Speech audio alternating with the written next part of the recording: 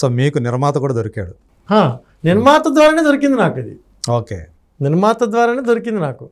ఆయన పిలిపించారు. నాని నా ఫ్రెండ్ ఉన్నారు ఒక ఆర్టిస్ట్, ఆయన ద్వారా రవిశంకర్ గారు పరిచయం అయ్యారు.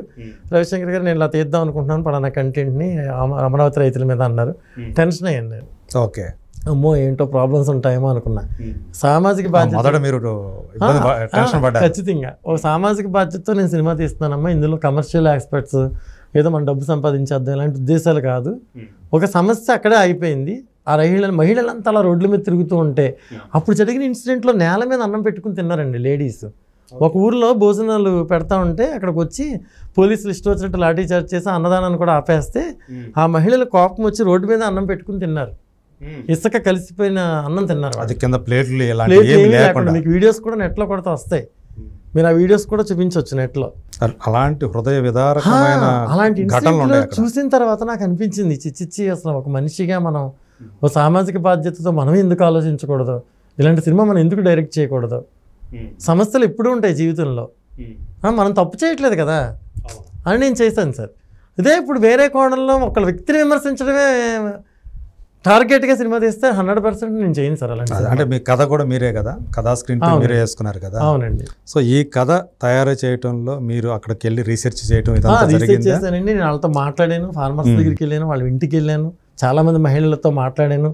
తర్వాత నా ఫ్రెండ్ సూర్యప్రకాష్ గారు అని, తర్వాత శ్రీకర్ అని, అనిల్ అచ్చుగట్ల డైలాగ్ రైటర్, వీళ్ళు బాగా హెల్ప్ అయ్యారండి స్క్రిప్ట్ విషయంలో. వాళ్ళతో మాట్లాడినట్టుగా తీయాలంటే మనకి లెంత్ సరిపోదండి. అయితే చాలా వరకు మీడియాలో వచ్చిన కథనాలు ఏవైతే ఉన్నాయో వాటి గురించి ఎక్కువగా ఉండే. ఇవి కాకుండా మీరు అంటే గోడపత్రిక అని చెప్పేసి ఒకటి కొన్ని అక్కడ చూపించారు కదా, ఇవి కాకుండా ఇంకా లోతుగా ఏమైనా అవకాశం ఉన్నవి అంటే ఇంకా బలమైనటువంటి అక్కడ వాళ్ళు ఎదుర్కొన్నటువంటి కష్టాలు ఏవైతే ఉన్నాయో అవి ఇంకా బలంగా చూపించే అవకాశం ఉండింది? 100% ఉందండి. కానీ మనం కొన్ని ఇన్సిడెంట్ని సెన్సార్ పరంగా ఒప్పుకోరు సార్. ఓకే, అంటే సపోజ్ ఉదాహరణకి ఒక అమ్మాయి ఉంది, ప్రెగ్నెంట్ లేడీ. ఆ అమ్మాయిని దారుణంగా చెప్పలేని ప్లేసుల్లో తన్ని పడేశారు. ఆ అమ్మాయి ఇప్పటికీ పెరాలసిస్ లాగా ఒక డిజార్డర్లోకి వెళ్ళి మంచం మీద ఉంది స్టిల్ మందడంలో. మల్లీశ్వర్ గారు అని వాళ్ళ అమ్మాయి, మల్లీశ్వర్ గారు అనే ఆవిడ మా రెగ్యులర్ షూటింగ్లో అటెండ్ అయ్యేది. అక్కడ ఒరిజినల్ ఫార్మర్సే యాక్ట్ చేశారు సినిమాలో. ఓకే, ఆవిడ ఇప్పటికీ స్టిల్ రెగ్యులర్గా వస్తాం మా షూటింగ్లో. అంటే సెన్సార్ పరంగా మనం చూపించలేమండి. చూపిస్తే ఆ గాఢత చూపించాలి, రియలిస్టిక్ ఫీల్ రావాలి ఆ సీన్ తీస్తున్నప్పుడు. సెన్సార్లో 2 షాట్లు కట్ అయిపోయి 3 షాట్లు కట్ అయిపోయి చెప్పకుండా చెప్పడం అనేది తప్పే కదా సార్. అది రీచ్ అవ్వదు. అక్కడ ఎంత దారుణంగా జరిగిందనేది మనం చెప్పాలంటే ఇక్కడ సెన్సార్ అబ్జెక్షన్ ఉంటుంది మనకి. ఓకే, అంటే ముందే మీరు సెన్సార్ని దృష్టిలో పెట్టుకుని చేశారు. ఇక్కడ అన్ని ఆ కథ పేర్లు పెట్టడం కానీ? నేను పేర్లు పెట్టలేదు సార్ ఎక్కడ సినిమాలో, వ్యక్తులకు పేర్లు పెట్టలేదు, అది గమనించాము. పెట్టలేదు. కానీ పార్టీల పేర్లు కానివ్వండి, రాష్ట్రం పేరు కానీ అవన్నీ ముందే నేను చేసిన ఒకే ఒక ఇదేంటంటే అమరావతి ఆంధ్రప్రదేశ్ మాత్రం నేను వాడాను.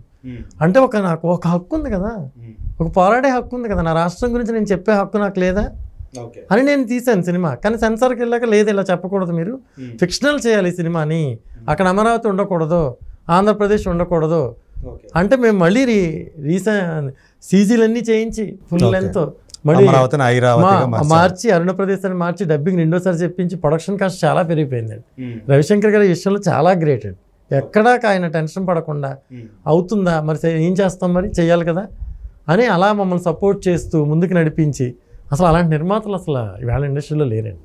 అంటే మీరు అక్కడ ఎక్కడైతే ఒరిజినల్ మీరు మన ప్రెస్ మీట్లో చెప్పినట్టు వాస్తవంగా ఎక్కడైతే జరిగిందో ఆ ప్రదేశాలను షూట్ చేసామన్నారు.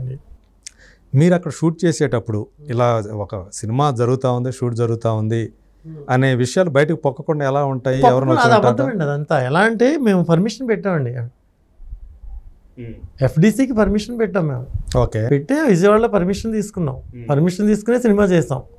బహిరంగంగా మీరు చూసారు కదా సినిమా, రోడ్ల మీదే సినిమా, ప్రతి సినిమా జనం కూడా చాలా. ఇంత చిన్న సినిమా చూస్తే భారీ బడ్జెట్ తో తీసే సినిమాలకు వచ్చినంత మంది జనం అక్కడ మీరు ఆ జన సమయం అలాగే ఖర్చు పెట్టారండి. నిర్మాతలు కూడా భారీగానే తీసాం సినిమాని. కానీ అక్కడ రైతులు ప్రోత్సహించారండి ఆయనకి. ఓకే, ప్రొడ్యూసర్ గారికి రైతులు అసలు మా కోసం ఒక వ్యక్తి వచ్చి సినిమా తీస్తుంటే అసలు మనం స్పందించాలి కదా రవిశంకర్ గారి కోసం అని చెప్పి ఈ లేడీస్ అంతా ఇంట్లో పనులున్నా కానీ పొద్దున్నే వాళ్ళ పనులు చూసుకుని వచ్చేసి మళ్ళీ ఈవినింగ్ పనుల టైంకి వెళ్ళిపోయేవారు సినిమాలో యాక్ట్ చేసి. ఓకే. ఆ ప్రతి ఒక్కళ్ళు ఒరిజినల్ ఫార్మర్స్ అండి. కానీ మీరు అంటే మామూలుగా ఫార్మర్స్ అంటే వాళ్ళకి నటన తెలియదు కదా, తెలియదండి, వాళ్ళ చేత ఎలా రాబట్టగలిగారు? తెలియదండి. వాళ్ళు అసలు అమరావతి అని పదం పెడితే వాళ్ళ మొహంలో కన్నీళ్ళు వచ్చేస్తాయండి. ఓకే. రాజధాని అని మనం మాట్లాడితే కన్నీళ్ళు వచ్చేస్తాయి వాళ్ళకి. వాళ్ళు చేసిన త్యాగం గురించి మాట్లాడితే అసలు బడా వచ్చేస్తాయి వాటర్. అంటే ఎంత మానసికమైన వేదన అండి వాళ్ళది. ఓకే. అంటే మీరు షూటింగ్ జరిపేటప్పుడు ఏ టైంలో మీరు తీశారో ఆ టైంలో మీకు ఇంకా కొత్త కథలు వినుంటారు కదా. అవునండి. ఏ డైలాగ్ చెప్తున్నా సరే, ఏ డైలాగ్ మాట్లాడుతున్నా సరే నా దగ్గరికి వచ్చి ఇది రియల్గా మా జీవితంలో జరిగినట్టుగా ఉందండి, ఇది రియల్గా మేము మనసులో బాధపడుతున్న మాటలా ఉందనేవారండి. ఓకే. ఎంత అప్లాజ్ అండి అది. అంతే కదా. 29 గ్రామాలండి, 29 గ్రామాల సమస్య, 29 గ్రామాల ప్రజలు నమ్మి ఇచ్చేశారు భూములు. ఓకే. ఆ 29 గ్రామాలని రోడ్డు మీదకి తెచ్చేశారు. ఎక్కడుంది సార్ ప్రపంచంలో ఇలాంటి కంటెంట్? ఎక్కడుందండి ఎక్కడుంది ఇలాంటి ఇంత ద్రోహం ఎవరికి జరిగిందండి అసలు? మన కాలంలో మనం చూసినటువంటి అలాంటి దాన్ని ఒక సంస్థకి ఒక ప్రాంతానికి పరిమితం అయిపోయిందండి. అందుకే రవిశంకర్ గారు సినిమా తీయాలనుకున్నారు. ఈ రైతులు ఇలా బాధపడడం అంటే వాళ్ళని మీరు దీంట్లో ప్రధానంగా మనకు తెలుసు, ప్రధానంగా ఒక కులం పేరుని ఆపాదించి వాళ్ళందరూ కూడా ఎక్కువ భూములంతా వాళ్ళ కోసం వాళ్ళు చేసుకుంటున్నారు ఇది అమరావతి అనే దాన్ని ఏదైతే తెర మీదకి తీసుకొచ్చారో అందులో ఎంతవరకు వాస్తవం? అసలు ప్రజలండి ముందు చేయాల్సిన పని ఏంటంటేనండి, కులం మతం మాట్లాడేవాడిని సమాధి చేసేయాలండి సొసైటీలో. ఓకే. ఒక కులం గురించి మాట్లాడేవాడిని, ఒక మతం గురించి మాట్లాడేవాడిని సమాధి చేయాలండి ప్రజలు. ఏంటి సార్ కులం, ఏంటి సార్ మతం? 25 ఏళ్ళు 30 ఏళ్ల క్రితం మనం చిన్నప్పుడు పుస్తకాల్లో చదువుకున్నప్పుడు కుల మత భేదాలు లేవు. ఏం చదువుకున్నాం సార్? చిన్నప్పుడు కాపీ వ్రాత, చూచి వ్రాత అని రాసేవాళ్ళం కదా మనం. అప్పుడు ఏం చదువుకునేవాళ్ళం సార్? కుల మత భేదం లేదు, భారతీయులందరం సహోదరులం, ప్రతిజ్ఞ చేసేవాళ్ళం స్కూల్లో.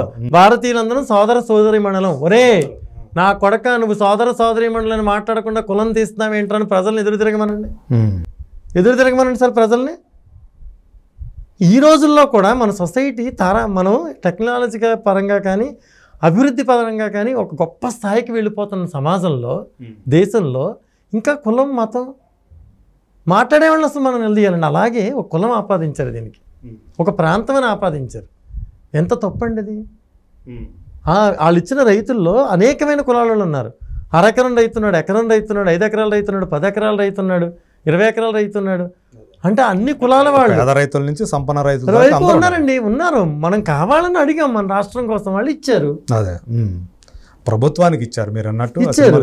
పాలకులకు ఇవ్వలేదు సార్, కానీ నమ్మకమైన పాలకులని ప్రభుత్వానికి ఇచ్చారు. అంతకుముందు కూడా ఆయన నమ్మించి ఓకే భూములు రాజధాని అది ఓకే అన్నారు కాబట్టి ప్రతిపక్ష లీడర్గా ఆయన ఉన్నప్పుడు కూడా వీళ్ళు ఇచ్చారు. ఇచ్చేసిన తర్వాత ఒక కాదనేటప్పటికి మరి వీళ్ళ పరిస్థితి ఏంటి సార్?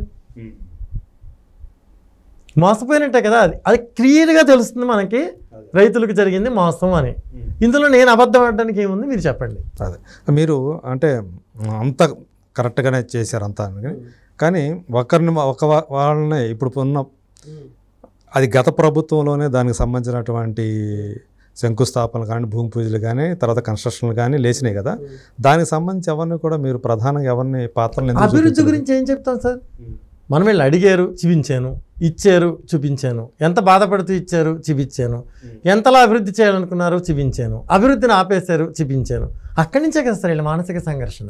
ఓకే, ఇది నేను కథాంశంగా తీసుకున్నాను. వీళ్ళు ఓకే మీరు అన్నట్టు ఈ పాలకులు ఆపేస్తున్నారు, కానీ వీళ్ళకి సపోర్ట్ చేసే ఇంకొక పక్షం కూడా ఉంది కదా, వాళ్ళు అసలు ఎందుకు అసలు చూపించారు? సపోర్ట్ చేయడం అంటే సపోర్ట్ చేశారు అనేది కూడా పడడం లేదు కదా సార్. ఓకే, సపోర్ట్ చేయడానికి అవతల వ్యక్తులు సపోర్ట్ చేయడానికి కూడా అవతల వ్యక్తుల మీద కూడా ఒక కులం ముద్ర ఒక ప్రాంతం ముద్ర వేసేసారు కదా. అది ఇప్పుడు పాలకులు రైతుల్లాగా పాలకులను కూడా అందులో బాధితుల కింద నాకు కనిపించారండి. అభివృద్ధి చేయాలనుకున్న పాలకులు కూడా రైతుల్లాగా నాకు బాధితుల్లా కనిపించారు. ఎందుకంటే లేనిపోని నేరాలు, ఓకే లేనిపోని మాటలు ఆపాదించారు దానికి. అటువంటిప్పుడు మనం వాళ్ళు వచ్చి ఏం మాట్లాడతారు సార్ ఇక్కడ? అది మీరు ఎందుకు ఎస్టాబ్లిష్ చేసే అవకాశం ఉంది? ఎస్టాబ్లిష్ చేసే అవకాశం ఉందండి. నేను ఎస్టాబ్లిష్ చేసినప్పుడు పొలిటికల్ సినిమా వద్దండి. ఓకే, అప్పుడు ఇటువైపు క్యారెక్టర్ కానీ అటువైపు క్యారెక్టర్ మధ్య జరిగే యుద్ధాన్ని చెప్పాలి, రైతుని మర్చిపోవాలి. నేను అది ఆలోచించి మీరు 100% మన యాంగిల్ టచ్ చేసాం అనుకోండి, అసలు ఇంకా చాలా పెద్ద కమర్షియల్ ఫిల్మ్ అవుద్ది అది. కానీ మన దృక్పథం అది కాదు. అదే పొలిటికల్ పార్టీల మీద జరుగుతున్న పోటీ కానీ అది నా కథ కాదు. ఓకే. రెండు ప్రభుత్వాల మధ్యన నలిగిపోయిన రైతుల కథ. అదే అంటే ప్రధానంగా రైతుల యొక్క వాళ్ళ వ్యతలు ఎస్టాబ్లిష్ కావాలనుకున్నారు. అంతేనండి. ఇక్కడ నమ్మకం, మాట మార్చడం, రెండింటి మధ్యన వాళ్ళ జీవితం డిస్టర్బ్ అయిపోయింది. సినిమా చిత్రీకరించేటప్పుడు మీరు పర్సనల్గా పొందినటువంటి భావోద్వేగాలు ఎలాంటివి? అవి తీసేటప్పుడు అంటే మీరు కథ రాసుకున్నారు, ఆ కథని సన్నివేశాలుగా తీస్తున్నప్పుడు ఎలా ఆ పెయిన్, వాళ్ళ పెయిన్ మీరు అసలు నేను ఎలా మీరు అందుకున్నారు? నాకు సరిగ్గా తెలియదు అనిపించిందండి సినిమా. నాకైతే అసలు వాళ్ళ బాధను మనం ఏం చూపించాం అనిపించింది సినిమా చూశాక. ఓకే. ఇంకా అంత బాధ చూశాను నేను అక్కడ. దీనికే అమ్మ ఇంత బాధపడ్డారా అంటున్నారు సినిమా చూసిన వాళ్ళు. అసలు నేను విన్నదే, నేను చూసింది వాళ్ళ మాటల్లో చూసింది. ఇంకా చాలా తక్కువ. వాళ్ళ మాటలు మాట్లాడుతుంటే మీరు కనిపిస్తుంది దృశ్యం, అంతలా చెప్తారు వాళ్ళు. వాళ్ళ మాటల్లో నేను చూసింది తీసాను అనుకోండి, ఇంకా అసలు వేరే లెవెల్లో ఉంటుందండి సినిమా. అదే.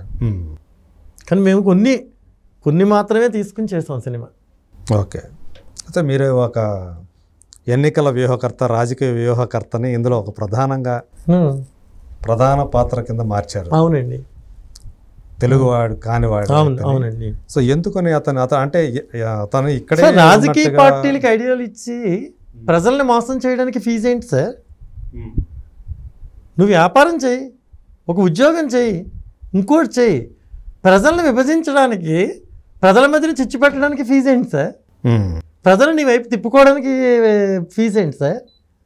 అంతకన్నా ప్రపంచంలో ఏదైనా ఘోరం ఉందా?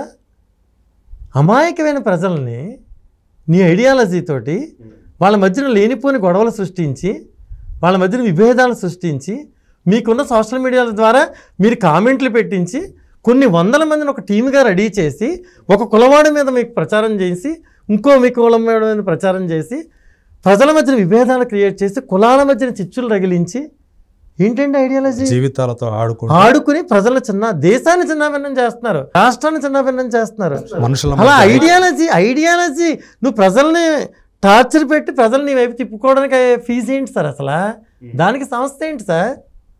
అంటే ఆ వ్యక్తి అలా చేస్తున్నాడు, అలాగే తెలుసు కదా, ప్రపంచం దేశానికి తెలుసు కదా సార్. సంస్థలు ఏంటండి అట్లకి?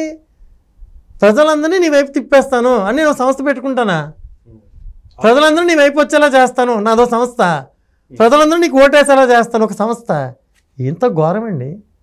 ఎలా దేశానికి స్వాతంత్రం సంపాదించాం మనం? ఎంతమంది పోరాట ఎదురు సంపాదిస్తే ఈవేళ దేశానికి స్వాతంత్రం వచ్చింది, భారతదేశానికి.